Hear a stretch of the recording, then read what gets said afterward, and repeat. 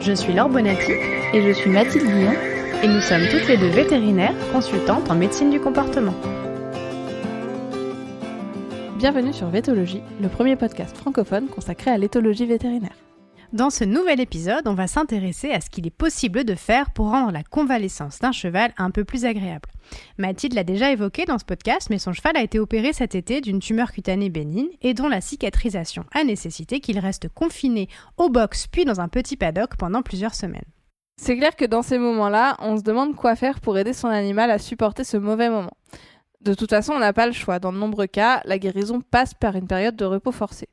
Et c'est aussi un sujet que j'ai récemment eu l'occasion de traiter à l'écrit pour un magazine auquel je participe. On s'est donc dit qu'on pourrait partager tout ça avec vous. La première chose sur laquelle on peut s'appuyer, c'est la définition du bien-être animal telle que proposée par l'ANSES, qui est donc l'état mental et physique positif lié à la satisfaction des besoins physiologiques et comportementaux de l'animal, ainsi que de ses attentes. Force est de constater qu'une convalescence ne permet pas la pleine satisfaction des besoins du cheval. Il est bien souvent isolé de ses congénères alors que c'est une espèce sociale, il peut ressentir de la douleur liée à sa blessure ou de l'inconfort lors des soins vétérinaires, et parfois l'alimentation doit même être contrôlée de manière drastique.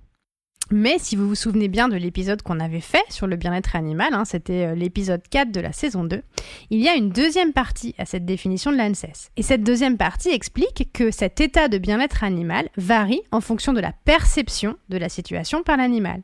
Il est donc possible de rendre le cheval un peu plus optimiste sur sa situation, par exemple en lui faisant vivre des émotions positives malgré son confinement au box. L'un des premiers réflexes des propriétaires va être d'essayer de rajouter des nouveaux objets dans l'environnement de l'animal pour lutter contre l'ennui. Par exemple, un jouet accroché à la porte du box. C'est une forme d'enrichissement environnemental. Alors, l'objectif de l'enrichissement, c'est d'augmenter l'expression des comportements positifs de l'animal, donc on peut citer le jeu, l'exploration, par rapport aux comportements négatifs, qui pourraient être des comportements d'agression, de l'ennui ou une frustration. Mais bon, pour que ça fonctionne, un enrichissement, il est absolument nécessaire qu'il ait du sens pour l'animal, c'est-à-dire qu'il soit pertinent et qu'il réponde effectivement aux besoins du cheval. C'est pour ça que mettre une peluche sur la porte du box, bien souvent, ça n'a absolument aucun intérêt pour le cheval. Un enrichissement toujours intéressant lorsqu'il n'y a pas de contraintes alimentaires lors de la convalescence, c'est l'enrichissement alimentaire. On peut favoriser des activités de recherche de nourriture, donc par exemple cacher des petits morceaux de carottes et de pommes dans la litière, si elle est propre bien sûr, dans un jouet ou dans un filet à foin. Ou en apportant de la variété alimentaire, en proposant par exemple un autre type de foin. On peut aussi proposer des enrichissements sensoriels, en fournissant une brosse au cheval pour qu'il puisse se gratter par exemple.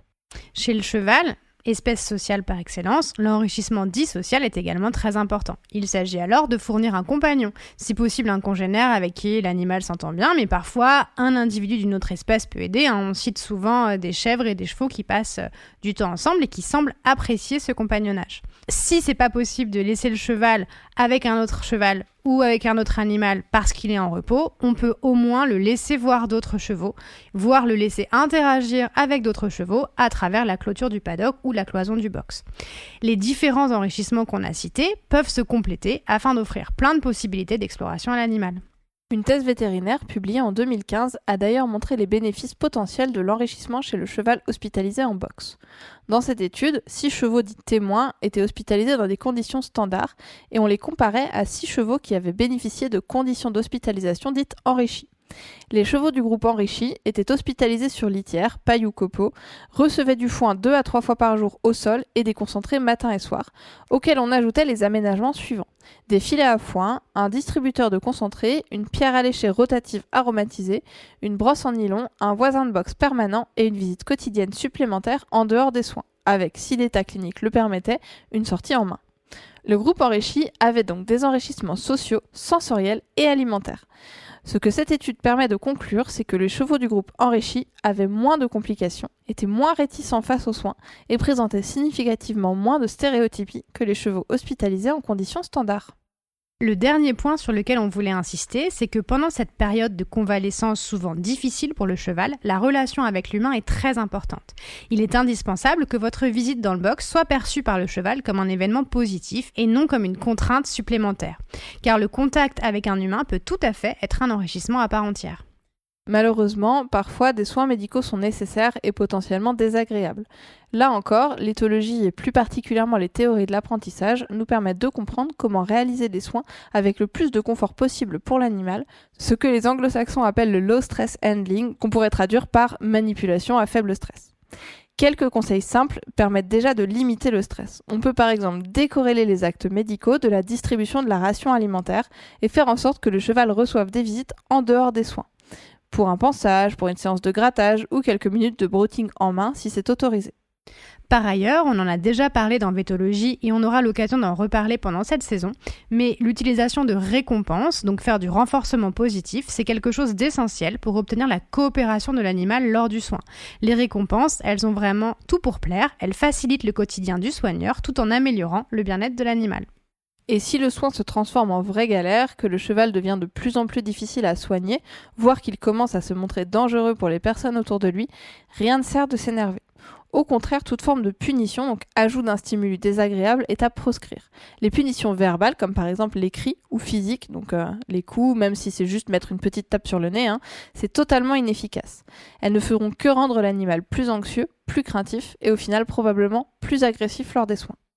Par contre, vous pouvez tout à fait parler de vos difficultés avec votre vétérinaire. Si le cheval est vraiment compliqué, que vous n'arrivez plus à faire les soins correctement, votre vétérinaire, c'est la personne qui pourra vous conseiller des traitements anxiolytiques, voire des sédatifs pour limiter le stress du cheval. C'est quelque chose qui est possible. Faire une contention chimique pour aider l'animal à supporter le soin, c'est envisageable et souvent c'est temporaire quand il a très mal au début du soin et puis au bout d'un moment on arrive à faire en sorte que ça se passe de mieux en mieux et qu'on obtienne sa coopération. En tout cas on peut l'espérer.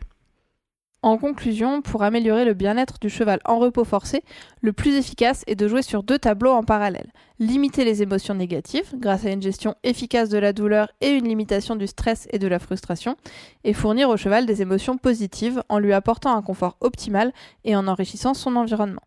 Bref, on espère comme toujours que cet épisode vous aura intéressé et peut-être même vous aura aidé si vous avez en ce moment un cheval qui est en repos au box parce qu'il a une tendinite, une fracture, je ne sais pas quoi. En tout cas, vous pouvez nous faire part de vos témoignages sur notre compte Instagram Vétologie ou par mail vétologie.podcast@gmail.com. Et bien sûr, n'hésitez pas à partager cet épisode à quelqu'un qui en a besoin. On vous dit à très bientôt dans Vétologie. Et abonnez-vous!